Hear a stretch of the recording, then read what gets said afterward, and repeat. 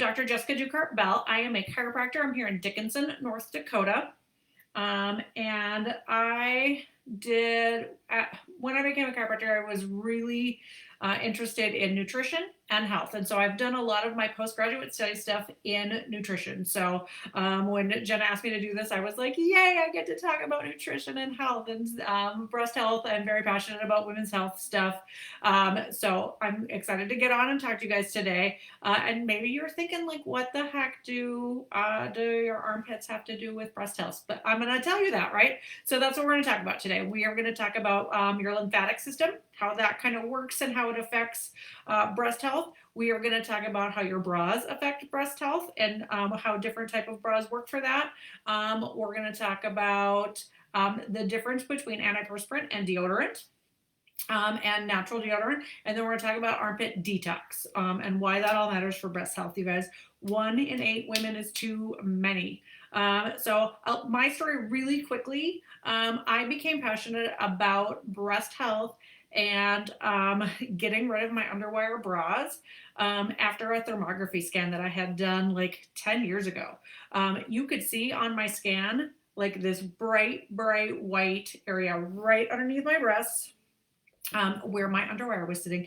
And when I got my report back, my doctor that read that, like, I got yelled at. He was like, you cannot continue to wear an underwear. You're high risk for, breast stuff. I was having cystic breasts. I had very dense, heavy breasts. He said, you've got to get rid of the wires. It's causing issues. You could see the white where there was no blood flow and no lymph flow going through where the wire was. And then all around it, just inflammation. Like my body was trying to heat that area back up and get it to detox. And the underwire and how tight I was having to wear my bras to get support was not allowing that to happen. So that's why lymphatics are so important. So lymphatics, do you guys know what those are? Your lymph nodes. It's the system in your body that controls a ton of your immune system, right? Your immune system, that if you have an infection, it's going to go to work, right? If you've ever had a sore throat and had your glands swell, or like ear stuff where you get like lumpies behind your ears, it's your lymphatics, your lymph nodes. They are working on clearing debris out of the body. That channel just flushes everything out, right? So when we have infection, when we have toxins, it's the lymph system's job. They do part of the job of that to move that out of the body. Your digestive system does some, your liver does some, breathing does some of that, sweating does some of that. We're going to get to that in a little bit.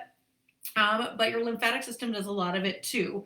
And so one of the issues with bras and what they do and where they sit, especially if your bra has the evil underwire, right? I can't believe I still own this thing. If it has an underwire in it, that wire is going to sit right down here and it's going to put pressure where all of that lymph flow sits, right? So they're very, like your lymph system, they're very delicate. Like if you've ever kind of poked, I'm going to have you guys do that right now, okay? I want you to take your fingertips, know where your little chicken wing is right here, right before your armpit. Just want you to kind of put a little pressure in there. If that's tender, you might not be clearing your lymph system out very well if that's tender in there, right? Your bra might be putting pressure on there. You might need to clear some of that out of there if you're really tender in that area. Lymph nodes they're kind of delicate. They don't want pressure on them. They don't like tight-fitting clothing like corsets and metal stays and plastic stays, weight cinchers, that kind of stuff. It's not good for that flow, and neither are static bras. Okay, so the lymph nodes, we have a ton that come down through here and across. We have a whole bunch right here in our armpit and then all the way through this section, right? Coming down through there, and then a bunch in the groin. And we want those to be able to get good blood flow. We want them to be able to flow freely, to be able to move toxins away from those areas of our body that need to. There's toxins in our food. There's toxins in our water. There's toxins in the chemicals we put on our body. There's toxins in the cleaning supplies in our house, the smelly stuff, your candles, right there everywhere. It's all in our environment. Normally our body can clear those out of there, but when we're stopping that from happening, like if you get an overabundance of toxin or you're stopping it from flowing, now we start to create issues where that tissue cannot clear that heat away. It can't clear the toxins away.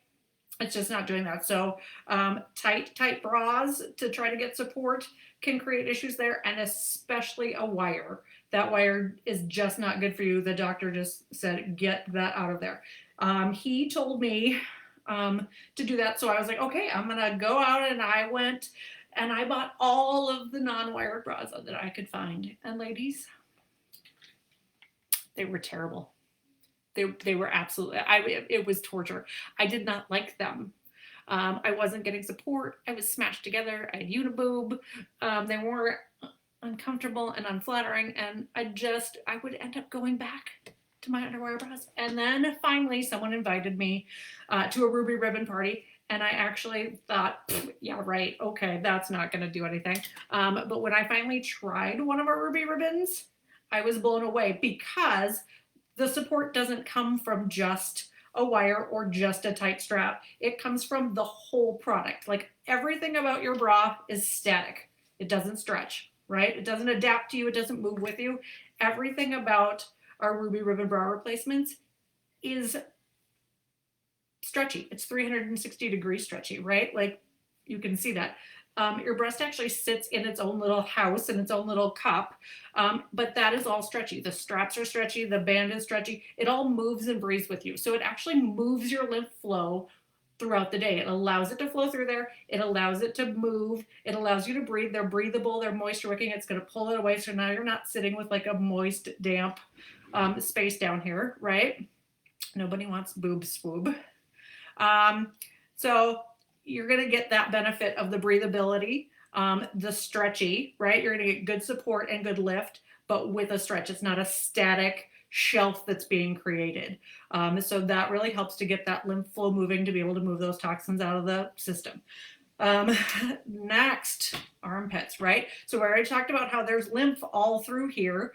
One of your other detox pathways is through sweat, right? Your body gets rid of heat. It gets rid of heat that way. It detoxifies through your sweat. Like, it actually moves a lot of toxins out through your sweat. Now, I can tell you, ladies, that when I'm not eating clean, when I'm drinking stuff I shouldn't drink, my sweat is more smelly and I'm more sweaty. Okay. My check engine light in my body goes on. So, right, I'm more achy, I'm more tired, I'm more stinky, I'm more sweaty. Those are check engine lights. That's your body's way of telling you, like, hey, bring it back under control, right? Like, clean it back up. I get more menopausal moments, right? Like, I know if I go out and eat pizza and have beer or wine that night, I'm going to be having some hot flashes, right? I know y'all keep laughing about that. Sorry, Charlotte. She says my video keeps going in and out. Is anybody else seeing like clicks in and out of that, or are we good? Okay, let me know if we're not. Right, I'm going to be sweatier at night. I'm going to have night sweats if I'm not eating good and clean. But when I clean that back up, my sweat's not as smelly. And your sweat generally isn't going to be stinky. It's really not the sweat that's sweaty. It's the bacteria that grows in that moisture that makes us smelly. Okay. So I'm going to tell you guys how the difference between antiperspirant and deodorant. So antiperspirant stops you from actually being able to sweat. So when you can't sweat, your pores are blocked. They can't sweat. So you can't clear those toxins out through there. But we don't want you to be dripping. We don't want you to be stinky. So what is the alternative to that? And the alternative to that is deodorant. Okay. If you go to the like general antiperspirant deodorant section of the store, you are going to find that almost all of the commercial products have antiperspirant. They have aluminum in them to stop sweat, to block that pore, to stop it from being able to excrete moisture. Aluminum is really bad for you. It's a heavy metal. There are more and more studies finding issues with it for all kinds of health issues, Alzheimer's, memory stuff. Please, please, please get it out of your cabinet. You will find that there are more men's products that are just deodorant, which is weird. Lots of men's products in that aisle are just deodorant. But women's are almost all antiperspirant, unless you're looking at like the very top shelf hidden away that you need somebody tall to reach, that has like the natural natural just deodorant in there. There are some deodorants that aren't all natural. They're going to have like synthetic fragrances and that kind of stuff in it. If you are finding a natural deodorant, it's going to have probably the train of thought just went like total menopausal moment right there. Shea butters a lot of time, coconut oil a lot of the time. Most of them will have oils, essential oils for their fragrance. Sometimes they'll have baking soda, sometimes they'll have charcoal, some will, some won't. Find one that works for you. I've tried like a ton of them, like a bunch, and some of them I did not love, and some of them are great, and some of them weren't bad. The ones that I like the most, I've been using recently, I like Native. That one does have a little baking soda. So if baking soda bugs you, sometimes you have to get used to that. I've tried Beauty Counter. That one is a really nice one. It's a refillable, which is nice. And my Beauty Counter gal, when I tried that one, actually sent me a charcoal facial mask to detox my armpits, right? Because they know that when you switch from a synthetic aluminum chemical laden thing, that your armpits are really blocked and you want to detox them and clear those out to clear the pores, to help that transition into clean armpits. So if you saw my photo on my Facebook post today with my gray armpit, I'm going to teach you guys how to do that. The other one, Lumi. Lumi has a non-baking soda one. They actually have one that you can use full body. So if you're in like detoxing and clearing some stuff out and you are getting kind of stinky, smelly, that kind of stuff, or you have some skin rashes, Lumi's kind of a nice one for that. Or sensitive to baking soda, Lumi doesn't have that. I know doTERRA has a great one, I think, that is baking soda free. I've used lemongrass spa. Like there's a lot. But so find one. Find if you need help with those, ask your rep who do some of those companies. Okay. But let's talk about the transition from that. So if you've been using a not natural one, the switch to natural, you might be a little stinky in between, right? That transition is a little rough as your armpits start to clear some of that stuff out. So I recommend an armpit detox. And Jenna and I do ours different. I use bentonite clay, Indian healing clay, it's called on here. It says Clay Max. I actually got this at Walmart. You can get it on Amazon. You can get it all over online. Bentonite clay, it's an absorber, right? It pulls stuff. They actually put it in kitty litter. Don't use kitty litter in your armpits. Okay. So I mix this with raw apple cider vinegar in a glass bowl. Don't mix this with metal. Clays will pull metal out of there. We don't want to be putting more metal in our armpit. We're already trying to get rid of the aluminum, right? So mix this with equal parts apple cider vinegar, raw is better, in a glass bowl. I make enough to do like a few days in a row. I actually use my fingers to mix it. Don't use a metal spoon. You can use a wood spoon. You can use a plastic spoon. I use my fingers because I'm going to end up using my fingers to apply it anyway. And I'll mix it. It starts out pretty lumpy. Just keep it a little bubbly. Mix it until you get a nice consistency that's going to stay there. Start with 5 minutes if you're very, very sensitive skin. Work your way up to 15, and do it until you get to the point where you're just not smelly anymore. Some people, it takes a couple of days. For some people, it takes, a couple of weeks. If there's some, make sure it's kind of drying. So afterwards, you're going to want to use like a shea butter or an olive oil, not olive oil, coconut oil, or like a really natural deodorant to get that back up. Some people do use a charcoal one.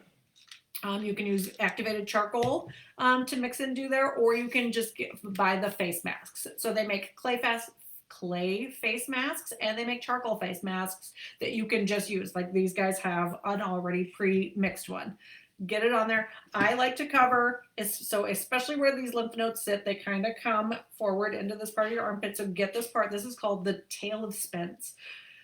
It's a part of your breast that really a lot of blood flow, a lot of lymph flow goes through. A lot of women tend to, if you're going to build like cystic areas, it tends to be in those high pressure areas. So really get those clear. If you are getting rashes underneath, one, get a breathable bra so you don't have moisture there. But two, that's also a good area to detox and clear out. Okay. All right, I'm gonna check questions over here. Vicki says it was freezing up for her too. Vicki might have to wait until our replay, until I save it and replay and see if that plays cleaner. Everybody else seemed okay. If anybody else has questions, please let me know.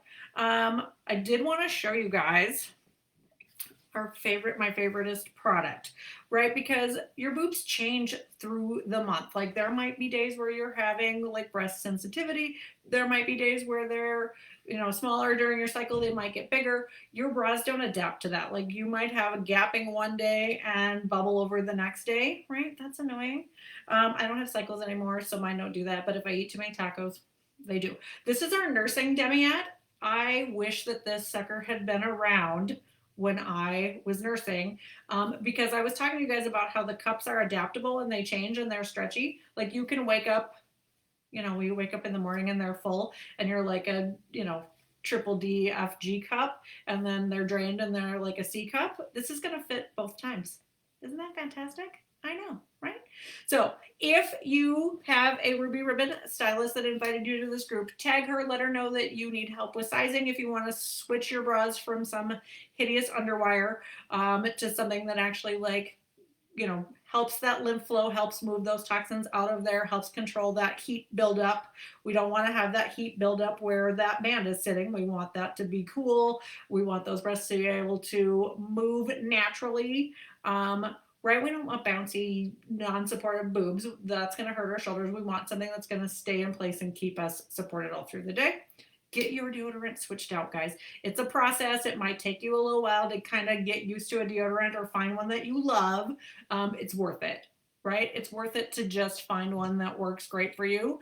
So if you have questions, we are here to help. Kim tomorrow is going to be showing us some stuff on alternatives. Hi, Sarah. Yes, huge fan of the nursing Cami and Demi. Yeah, I wish I had had them too, but that was, 15 years ago and they didn't exist then, right? That's a bummer. The name of the clay was bentonite clay. And I've seen, I think, Kim, can you post what you used? She used like a green clay. I know so they make some clays for like wound healing and stuff, and those work great too. Some people, like I said, use charcoal. All right. Make sure I got you guys all questions. Anybody else with questions? And then, like I was saying, some people, the baking soda is hard to get used to. You can make your own deodorants at home. There are lots of ingredients online. Just be aware, like most of them will use like a baking soda, and that can be a little bit harsh as you get used to it. Yep. Regular clay face masks works great. French green clay, that's the one. Yep, Tammy, regular clay face mask work great. I was gonna say same thing with the charcoal face masks. Those work good. You might as well give yourself a facial while you're at it, right? Take a little self-care. Okay, and Kim's gonna post that for us. I'm gonna post a couple of recipes down there when I get off too, so you guys can take a peek at those. All right. Anybody else have any questions for me? Okay, ladies, that's all I have for you guys tonight. I hope that you learned something about armpits and how that affects our breast health. We want to keep those breasts healthy, keep them supported. Self-care is very important. Yes. All right. I'm out of here. Well, you guys have a great night. Enjoy the rest of your weekend.